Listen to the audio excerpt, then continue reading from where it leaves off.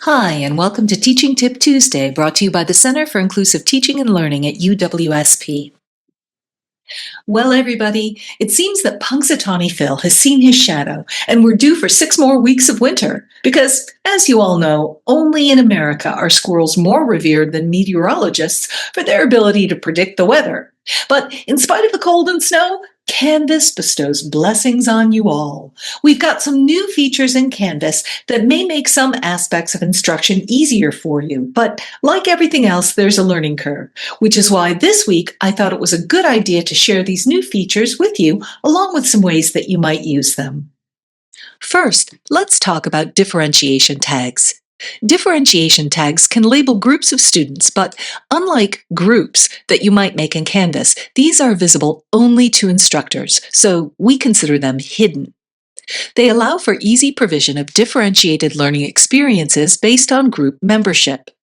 You can use these to personalize content visibility, provide alternate due dates, provide makeup work, provide remedial or reinforcement work, or provide enrichment opportunities to subsets of students that share a differentiation tag. There are two types of differentiation tags. There are standalone or single tags that can be applied quickly to one or more students. These flag students for individualized content or learning opportunities, and they're very flexible. You can create and apply tags as needed. Some examples of how you might use these include tagging students who didn't demonstrate mastery of a specific learning goal. A tag can quickly provide them with content or work to improve their learning, or a new means of demonstrating their learning.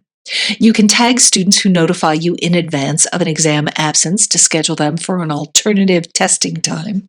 Or you can tag students who express an interest in specific topics or fields of inquiry to easily supply them with a set of relevant links or other enrichment content. Next, we have tag sets. Tag sets include a number of related but mutually exclusive tags. These kinds of tags are used to organize structured, multi-level educational differentiation. They're less flexible than standalone tags due to the planning and setup of learning structures that you need to really make use of them. An example of using these would be if students in your upper division course are from two different majors or concentrations within your major, and you want to customize assignments to relate more specifically to the goals and careers of these different groups of students, using the same learning objectives, but perhaps pitched with different examples and things like that. Or if you have students with different performance levels for key skills like reading, you might want to provide resources and exercises that are geared more to improve that key skill, perhaps including slightly different question sets to focus on skill development. Neat, huh? So let's look at how to set up differentiation tags. Begin in the People tag of your course. Access the Manage Tags button. This allows you to create the tags. We'll start with a nice standalone or single tag. Maybe you've given an assignment and a sizable portion of the class just bombed, and whatever it was that they didn't get is something that they need for upcoming assignments. So you want to give students some extra learning support and give them a chance to make up some of the points by demonstrating their learning in an alternative assignment. You can make the tag for needs more support for learning, or whatever you want to call this group of students, and then save the tag to be used later. Next, let's make a tag set. You can make sets of anything, but usually these are subgroups of students that you've planned for and for whom you want to differentiate instruction. I'm making these related to reading levels. Different tags within a set should be mutually exclusive. So here, I've started with my highest reading level. I'll save that as a single tag. Now, for my next reading level, rather than using the single tag, I'm going to add it to the advanced reading tag to make a set. Then I'll add a low-level tag. Now, here's the trick. Whatever you add as your first tag becomes the name of the tag and the name of the set, but you can edit these in the Manage Tags panel. So I'll change the set name to something better here, just reading comprehension level, so as a general descriptor of the mutually exclusive tags within. In a real class with students, unlike this sandbox, you apply the tags in the People tab by selecting the checkbox next to the students' names and clicking the Tag As button. The drop-down will allow you to select the desired tag for the checked students. So how do we use these tags? Well, let's look at a generic assignment. When you set up your assignment or edit it, you've got all the regular stuff that you can check, where the assignment groups in the course, the type of submission, anonymous grading, and all that stuff. Then we get to the Assign box. You can use the dropdown to assign to a specific tag group. This allows you to put different availability dates, due dates, etc. for different sets of students. If there's another group that requires different dates and times, well, you can add specifications for that group too. You can provide differentiated access to content, practice, assignments, whatever you want. This is a pretty cool tool. Now let's talk about discussion checkpoints. Online instructors have been clamoring for these for years.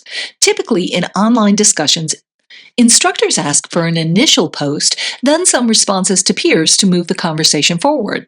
But students are students, and they usually look at the discussions on the due date. So rather than a discussion occurring over time, students will wait till the last minute, not really discuss, and make all of their posts at once. There's no real back and forth. This tool allows you to establish multiple due dates for a single discussion. So you can list different due dates for the first post, then for the responses, hopefully generating a more organic discussion. It also allows point splitting between different checkpoints within the SpeedGrader interface. If you use a rubric for grading discussions, this isn't going to work. Rubrics don't sync with the dual grading interface, but there is value in using rubrics for transparency so that students understand what the grading criteria are within the discussion. We suggest that you still include your rubric to show students the grading criteria, but don't mark it to use for grading in SpeedGrader. Let's see how to set these up. I've got the generic CITL template for discussions, and I want to edit this one. We've still got all the regular considerations to check for the discussion, but note that under the checkbox for making the discussion graded, there's an option for discussion checkpoints.